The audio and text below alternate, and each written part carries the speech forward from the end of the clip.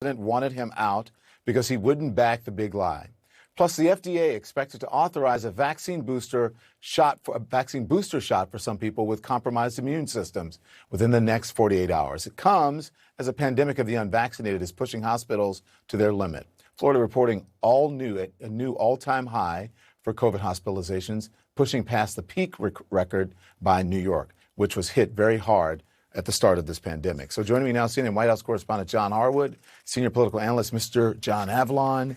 Gentlemen, good evening. Thanks for joining. Hey, John Harwood, I'll start with you. This new information about the former U.S. attorney in Atlanta, his name is B.J. Pack, shows just how desperate Trump was to overturn the election in his final days in office.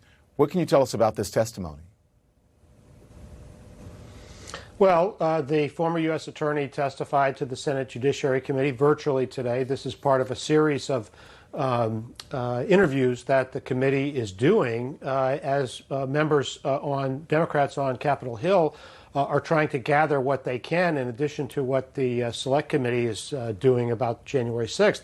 And what they found was that this Trump-appointed U.S. attorney was told by Justice Department officials he would be fired unless he affirmed Trump's claims of voter fraud in Georgia, which he could not because there was no evidence.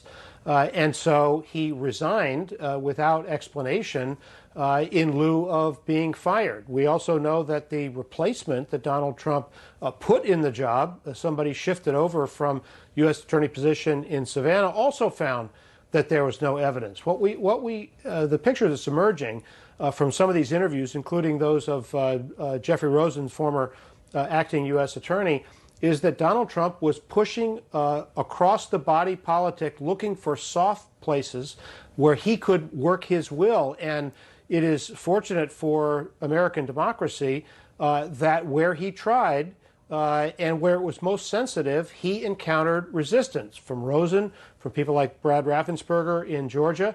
The challenge, of course, is what happens the next time, and are Republican officials facing similar pressure willing to do the same thing again that was done with Donald Trump? We don't know the answer to that, and the Senate Judiciary Committee, led by Dick Durbin, the chairman, is trying to get some answers. John Avlon, we know Trump was pressuring other Georgia officials like the Secretary of State, Brad Raffensperger, to push his, bogus election fraud claims. But luckily, the system worked and state officials did their jobs. What happens if there is a next time and those officials aren't there? Or, if these new voter laws go into effect, they can just overturn the election if they want. Go on. Well, that's why we need to pay attention to these efforts, not just the voter suppression, but what Rick Hasson, the election law expert, has called election subversion. Because, Brad Raffensperger stood up, did the right thing, was under direct threat on tape by the President of the United States to find 11,000 votes to effectively flip the election. He held.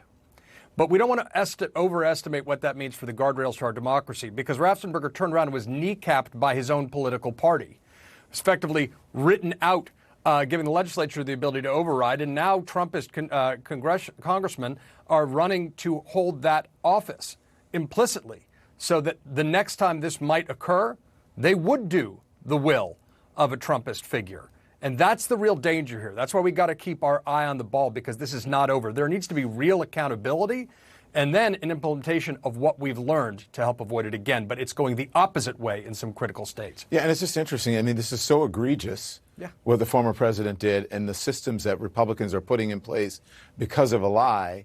And in many places, it's working. And who knows what effect it's going to have on elections to come. Mr. Harwood, we're getting so many new details about just how far the former president went in his attempts to overturn the election. Do you think Republicans just don't care that he was essentially attempting a coup? Or are they good with coups now? I mean, they good with coups. Look, the Republican Party is gripped with fear that they are not going to be able to win elections fair and square. And so members, maybe not as crudely as Donald Trump, are willing to tolerate pushing the boundaries. And so that's why you see some of these election laws, and as John Avlon just referred to, the ability to put partisan figures in charge of election administration. They are comfortable with that because fundamentally the Republican Party is representing a group of people who think that the way the country is changing is overwhelming them. This is principally older, white, rural, evangelical Christians. They think the majority in America, they're not real Americans. And so they are pushing their elected officials to do everything possible to keep power. And the Republican Party, by and large, is okay with that. Donald Trump is the cartoonish extreme, but if you get some of these election laws put in place, you won't have to have a cartoonish figure next time. It will be a smoother process if you have an extremely close election. We don't know that that's what's going to happen, but we certainly know that it could happen. John Avalon, I want to turn to this new piece. It's in the Washington Post, and it's titled "Republicans Risk Becoming the Face of the Delta Surge as the Key GOP Governors Oppose Anti-COVID Measures." They're talking about Abbott in Texas, DeSantis in Florida, and Noem in South Dakota, all resisting any public health mandates to stop the spread. What kind of political strategy is it to put people's lives at risk? It's a strategy designed to play to the base of the party nationally, to gain potentially a foothold in a partisan primary at the expense of the health and safety of their own citizens. It's a breathtakingly cynical gambit. And that is what we are seeing in these states right now. The numbers are spiking. The hospitals are being overwhelmed, but they are looking for opportunity amid that crisis to advance their own political futures over potentially the bodies, unnecessary deaths of their citizens in their states. And it's just reprehensible. Yeah. John, thank you both very much. I appreciate it. Be well. Now I want to turn to